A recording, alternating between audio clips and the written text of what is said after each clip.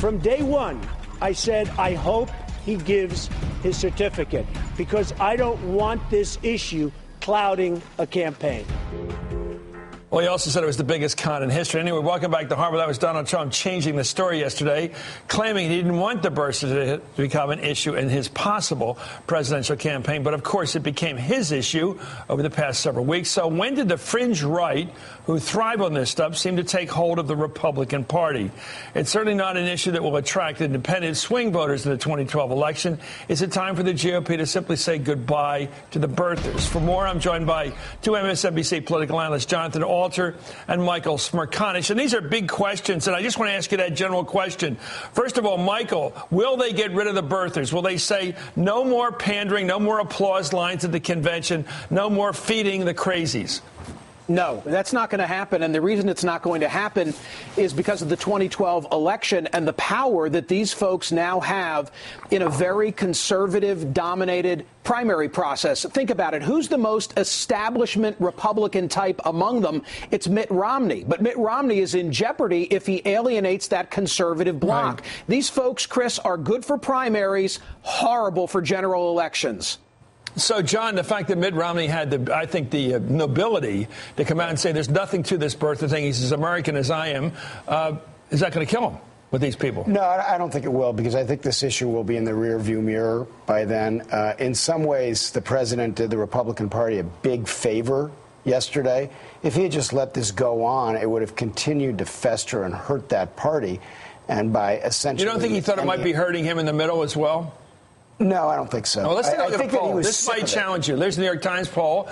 Just last week, before the president issued his full birth certificate for the old days, the old original, it found that 57% of all Americans said Obama was born in the USA. That's 57%. 25 said born elsewhere, blah, blah, blah, blah. 57%. Let's look at the Republican. When you broke it down to just Republicans, registered voters, only 32% believed the president was born in the U.S. 47% thought he was born in another country, and another 22. So a total didn't know. So a total of like 69, 7 out of 10, John, Republicans believed they weren't sure he was one of us at all. Yeah, that's a lot. Well, that says a lot more about them than it does about the Republican Party. You know, this is not your father's Oldsmobile. This is not your father's Republican Party. This is not the party of Bob Dole and Howard Baker. Okay, I'm going to get very ethnic here. Is this because of 64? I think it is. Once the LBJ, we're talking about him during the break. Once Lyndon Johnson, a man of the South in the Southwest, said once they passed the Civil Rights Bill, you could forget the white South in the Democratic Party. Right. He said for a generation, but it's really going to be several generations. Look, there's always been a Looney Tunes element in the Republican Party. Same on the Democratic side. You had the John Birch Society folks that were an irritant to the Republican Party of the 50s. Okay, who are the Democrats' Looney Tunes? Come on. Fess up. Look, they've had plenty of them over the years, you know, at those conventions. Okay, the truth is, maybe, if you want to go all the way over. 3 o'clock in the morning. Nowadays, they're a more moderate party, but they've had their innings. My point is that you're right, that a lot of this is about race. And this is something that has given the Republican Party a foothold in the South. But a lot of this is fear of the other. There is a racial subtext here. Like when they talk about a guy who's obviously terrific on his feet, gives more spontaneous interviews than anybody else, and they talk about him as somebody who depends on a teleprompter, why are they saying that? They're basically saying he's a black man and he's not that smart. He needs a teleprompter. What about Trump? Trump is saying now, Donald Trump is now questioning his application to Harvard and Harvard Law and to Columbia that he didn't really deserve to get in. You would never say that about a white person. This is right off the street, you wouldn't just say it. This is race, Chris, and that's I don't know why you would say it. That's why the 1964 point is critical. The Republican Party decided that it was going to, after being the party of Lincoln and Jackie Robinson in the 50s, decided it was going to go Jackie for Robinson those. was for Nixon. Let me go to this. Michael, you are so good at this. I've always believed intuitively, as a student of politics like you, that the one reason, well, people don't like being racist anyway. Nobody wants to admit they are, even if they are, but suburbanites, people that went away from the city, get away from the old ethnic politics, the old tribalism, they get out in their burbs, and they may go out there for all kinds of reasons, but they are proud of the fact they've got some status, and part of having status is not being considered Archie Bunker, that you're not considered to be a troll on race. Is this what hurts them? If the Republican Party gets a troll-like image, we hate black people, is that something Republicans will push away from and say, you know what, I'm voting for Obama, I'm sick of this image?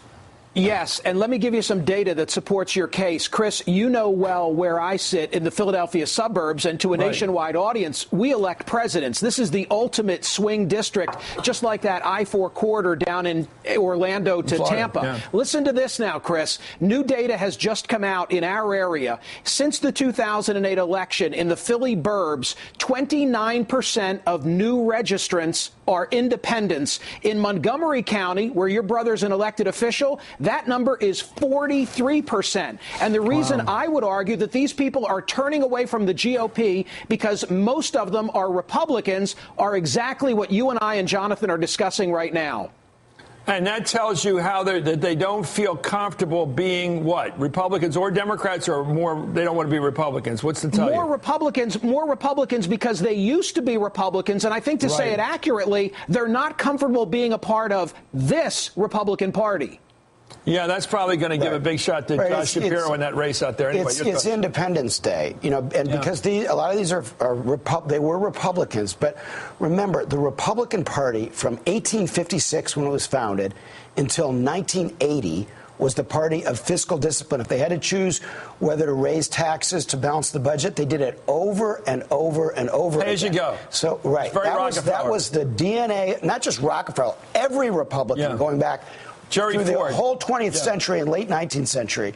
That's what they believed. So then they got this idea that their religion was tax cuts, even if it meant, you know, you couldn't close a loophole that gave ethanol subsidies. That would be raising taxes. That's the Reagan era. Book. That's the Reagan belief system. They started to believe that. Yeah. And I think there are a lot of moderates in the Philadelphia suburbs and elsewhere who go, you know what? If we have to choose between balancing the budget and raising taxes on certain people, we'll raise taxes. Yeah. They're willing to go for that, and the polls show that. Well, it's amazing. Michael, you are very educational to me. And politics, as Arthur Schlesinger once said, is a learning profession, and we're always learning. Thank you so much for that, Michael. I want to know these things. Thank you. I think it's embarrassing to them to be surrounded by birthers. I think birthers are crazy, hateful people. At this point, there is no excuse. He gave you the document. You forced the President of the United States to be carded, to card the guy. It's unbelievable. And he did it. Anyway, thank you, Jonathan Orr. Thank you, Michael Smerconish.